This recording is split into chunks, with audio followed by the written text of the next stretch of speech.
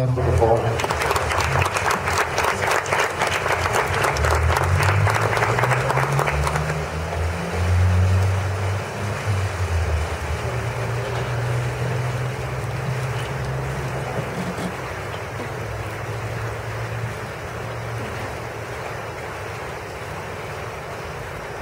Muchas gracias por la invitación.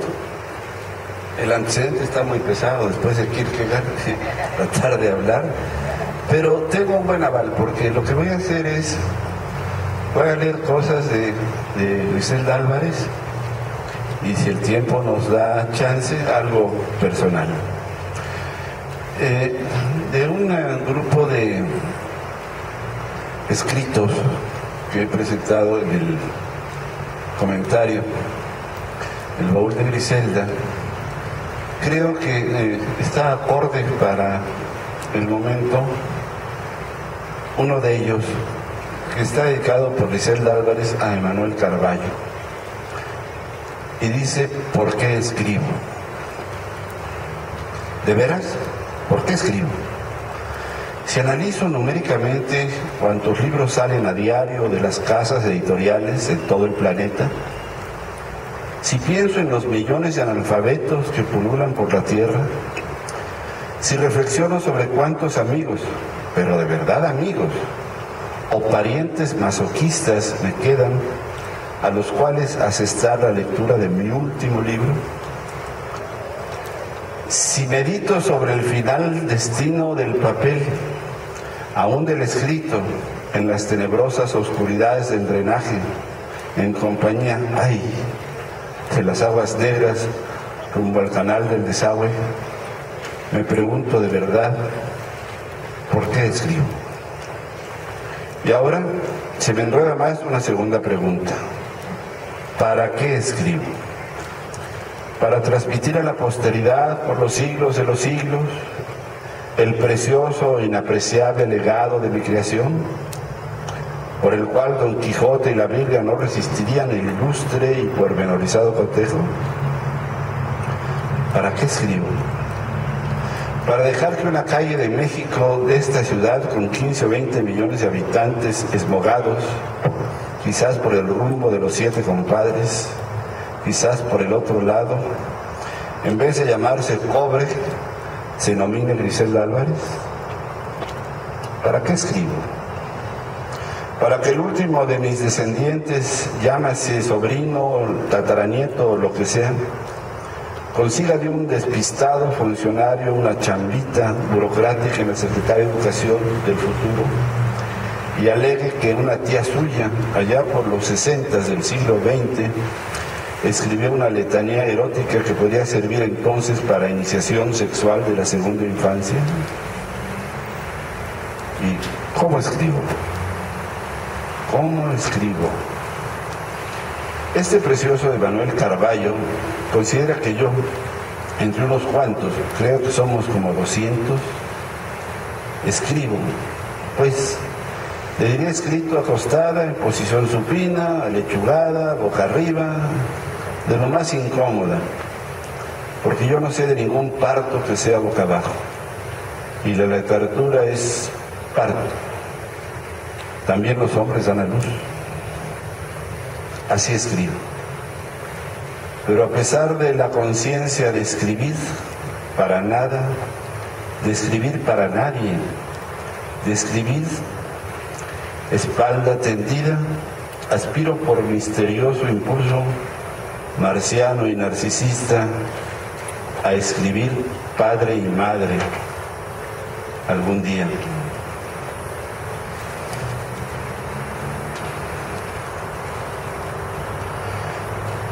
Mis datos para el maestro Eugenio Aguirre. Psicolimpia sobre el contenido de la obra. En La sombra niña hay una cualidad que me reconozco. No existen mentiras, ni siquiera exageraciones. Es el recorrido de algunos hechos que me marcaron para siempre, porque los recuerdos de la niñez forman una sombra de nuestra imagen que los acompaña en los pasos de las siguientes etapas de nuestra existencia. No podemos desprendernos fácilmente de los recuerdos. A ellos volvemos por una necesidad de transferencia, a veces de seres queridos que se adelantaron y no volveremos a ver. La niñez, esa primera edad, nos acompaña siempre, querámoslo o no. 5 líneas sobre mí. Pregunto, 5 líneas sobre mí misma, es decir, quién soy, cómo me valoro, cómo me siento. Soy un ser sensible, acosado por el afecto de mis amigos, a quienes correspondo con amistad, pasión. Vivo por ello. Alguien los llamó los genoparientes, y eso soy. Una mujer que se aferra en los últimos años de su vida con una intensidad a la maravillosa existencia que nos envuelve. Me valoro como una mujer de lucha, con fuerza, y finalmente me siento completa. Así, sí, completa, con el destino que los dioses me señalaron. El lápiz. Te conocí en la infancia, quizás primero de primaria, cuando todavía no me era permitido usar la pluma y mancharme con tinta los dedos.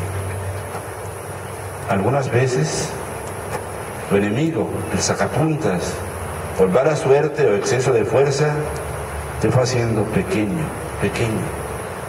Entonces, te desprecié a la basura. Lápiz. ¿Cuántas veces le apreté entre los labios y tu insabor insípido acompañaste mis pensamientos exentos de profundidad, mientras a mordiscos cuidadosos te deshacía entre mis jóvenes dientes? Lápiz, compañero de fracasos, frente a las páginas blancas vírgenes que se negaban a ser rayadas.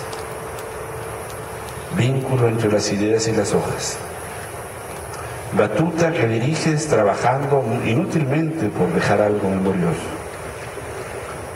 Muy pocas veces has sido factor económico, pero en muchas has alimentado mi ego.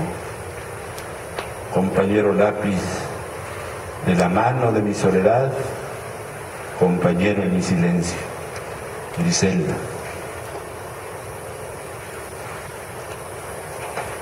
Diría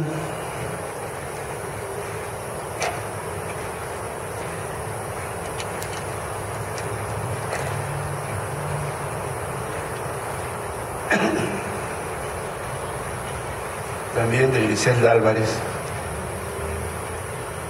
las declamadoras. Todas cuando fuimos niñas pasamos por la pócima desagradable de recitar en reuniones ante la perentoria orden familiar. A ver, niña, declama.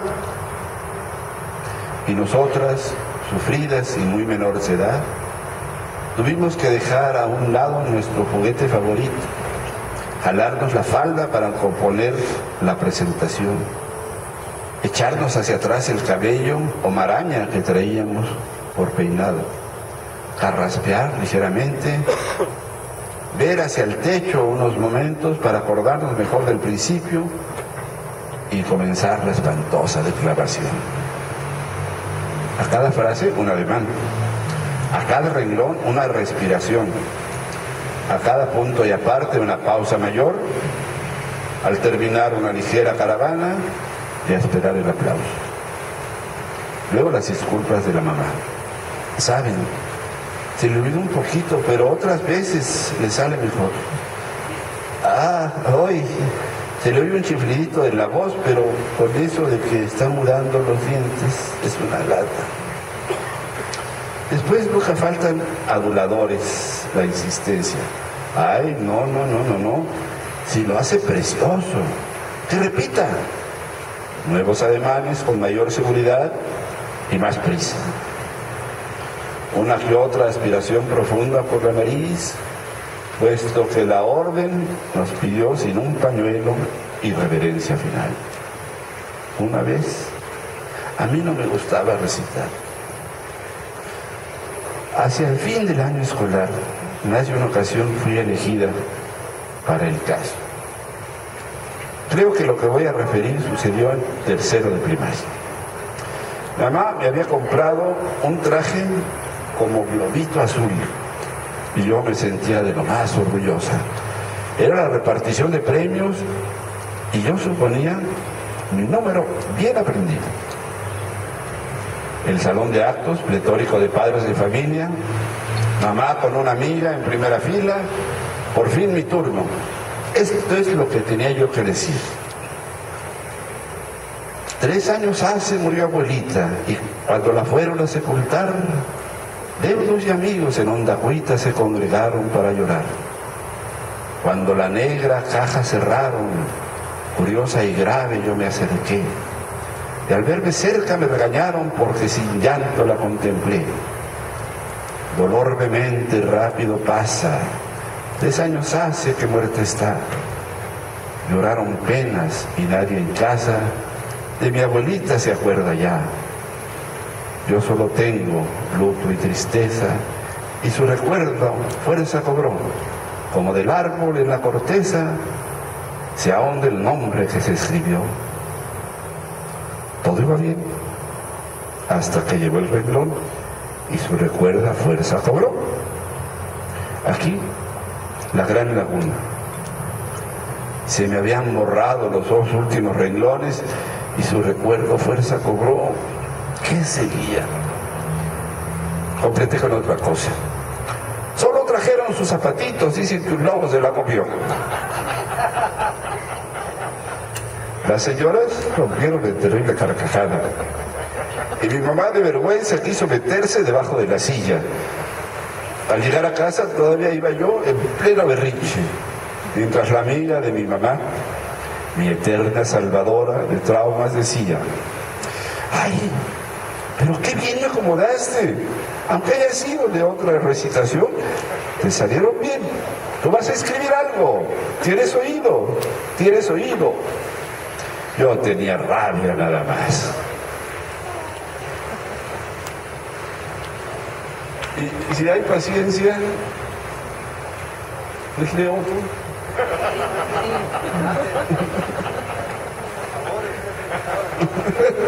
Por eso abuso. Dentro de estas cosas del baúl, que eran 4 hojas, la primera parte la denominaba el baúl de Grisel. En la cama, en los pies de su cama, había un gran baúl que yo conservo, donde estaban todos sus documentos, sus papeles, sus cosas más secretas, más controlables, porque estaban exactamente cerca de ella. Y entonces por eso le puse el baúl de Grisel. Pero después la idea fue contar una serie de situaciones y de anécdotas y de vivencias de la familia, con el objeto de hacer conocer más la imagen del ser humano que es Griselda Almas. Aquí fue políticamente conocida, pero el ser humano es una parte más íntima que solamente cuando se va abriendo por la persona misma o los familiares se va conociendo. Esto es en relación a su tiempo de gobierno y se llama La custodia de la gobernadora.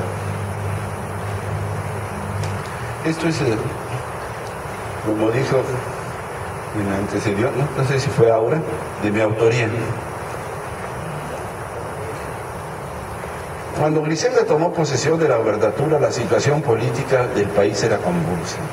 Existía, entre otras organizaciones, la Liga 23 de septiembre, que ejecutaba secuestros con el fin de presionar al gobierno para la liberación de los llamados presos políticos por unos y guerrilleros por los otros. Esta estrategia de combate había tenido suertes distintas. Desde el primer caso en que el secretario de Turismo, Gilfil Almada, estrenara, por así decirlo, esta forma de lucha. El secuestro del cónsul yanqui en Guadalajara, por el que se intercambió un buen número de presos que fueron a dar a Cuba, en donde quedaron prácticamente presos nuevamente como resultado de la política de ese país de no apoyar los grupos mexicanos, ya que hubiera sido una conducta suicida. Estados Unidos no podía permitir una frontera con guerrilla fuerte.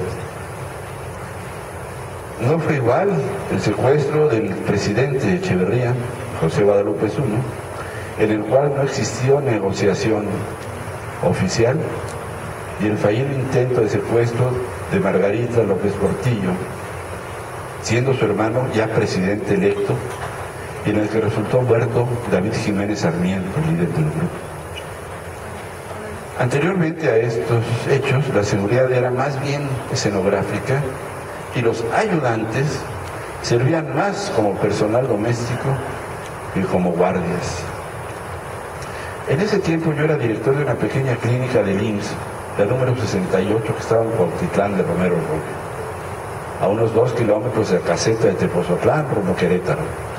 El inconveniente es que mi casa estaba cerca de la caseta de Cuernavaca, es decir, tenía que cruzar toda la ciudad con el agravante de que, al ser el director, debería poner el ejemplo de puntualidad y llegar antes de las 8 de la mañana, lo que significaba salir a más tardar a las 5:30, porque en el último tramo de 10 kilómetros de trayecto me encontraba con todos los camiones y traileros que salían de la ciudad con rumbo al norte del país.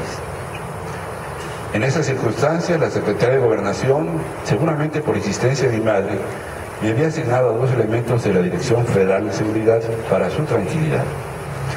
La situación se prestaba para que me cuidaran. Los argumentos fueron convincentes.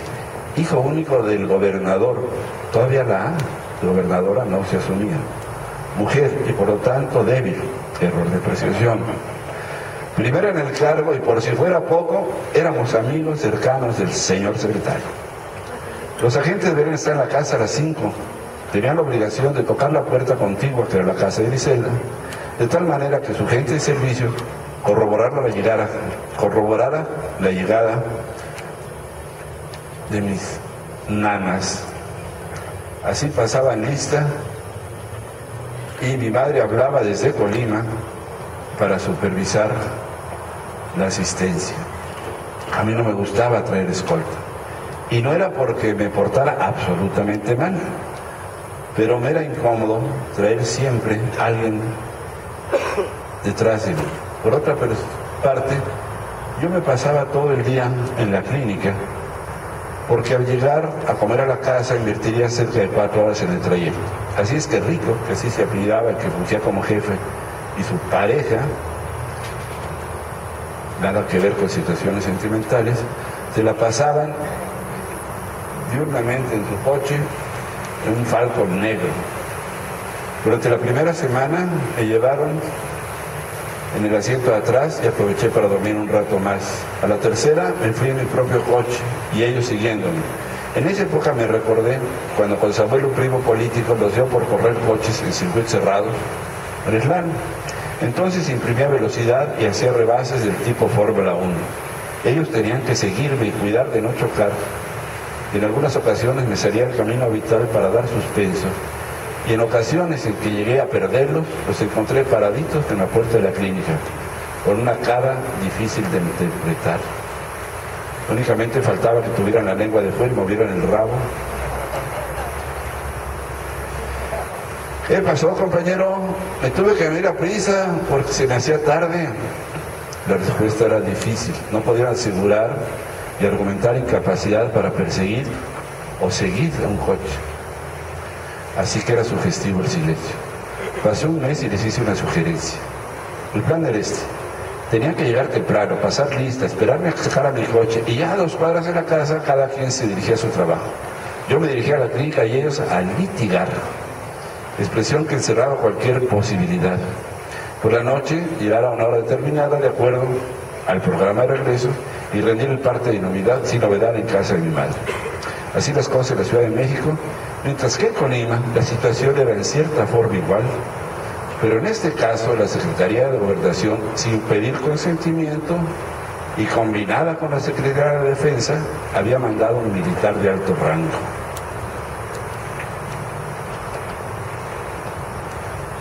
Para hacerse responsable de la seguridad física de la gobernadora. Aquí en el Estado, ella exigió la terminación A, es decir, desde un inicio. A la maestra tampoco le gustaban las escoltas.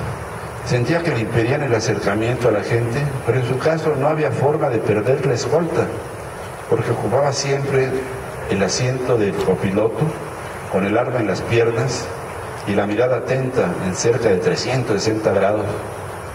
Su presencia de pie atrás de la Gober era indispensable, según él, y la profesional cara de pocos amigos hacían el cuadro completo. La estrategia fue diferente y los resultados fueron los mismos. La gobernadora, muy seria en todos los eventos oficiales, empezó a entregarle su bolsa de mano, al tiempo que le confiaba en voz baja y en un tono misterioso que traía documentos confidenciales y que lo hacía responsable de su custodia. La fotografía del jefe de escolta cargando una bolsa de mujer, algunas veces en la forma en que el militar pone el kepi debajo del brazo y en otra con la punta de los dedos, merecía una discreta volteada de ella, el acercamiento de la oreja de él y el susurro: tómela bien, no me tenga asco, no tengo nada contagioso, mírala mucho. Y la bolsa regresaba a ocupar el lugar bajo del brazo. El tratamiento no duró mucho. Las fotografías de los periódicos, los comentarios, sus compañeros, las bromas y risas dieron resultado. Hicieron que el coronel pidiera cambio de comisión. De inmediato llegó una nueva víctima con los mismos resultados. El grado militar de los que venían era cada vez menor y la bolsa de la maestra cada vez más grande, hasta que llegó el momento en que ella designó a su propio guardaespaldas. Ocupó el lugar Gudiño, denominado así simplemente por el apellido. Al saber la designación, si bien es cierto de que muy difícilmente le podía pasar algo, porque la propia gente de Colima que estaba en su alrededor la cuidaba, a mí me preocupó el nombramiento. Gudiño era el hermano de la nana de mis hijos, la rotunda Margarita de unos 55 campesinos años, contratado por Griselda y sacada no sé de qué estampa holandesa, rubicunda y con unos pechos que valían por 4. Mi madre aducía que así Mónica estaría más cómoda cuando la arrullaran. Ella terminó de trabajar con nosotros únicamente cuando al regresar de la casa un día nos dimos cuenta que se quedaba dormida mientras le ponía un pie en el centro de la andadera a Miguel Ángel, el cual estaba sudando, rojo del esfuerzo, por moverse. Ella renunció al verse sorprendida y se llevó consigo unas preciosas sábanas blancas de un bordado magnífico que nos había enseñado con orgullo cuando llegó a la casa, diciéndonos que serían las de su noche de bodas o las usaría como mortaja. A mi sorpresa por el nombramiento, los argumentos de Griselda que escribió fueron contundentes. Me rendí. Era hermano de Margarita, de probada honradez y lealtad. Era de Michoacán y además tenía pistola. No puede dar respuesta, al fin y al cabo, yo no podía reclamar. Muchas gracias. Muchísimas gracias a usted, doctor Miguel.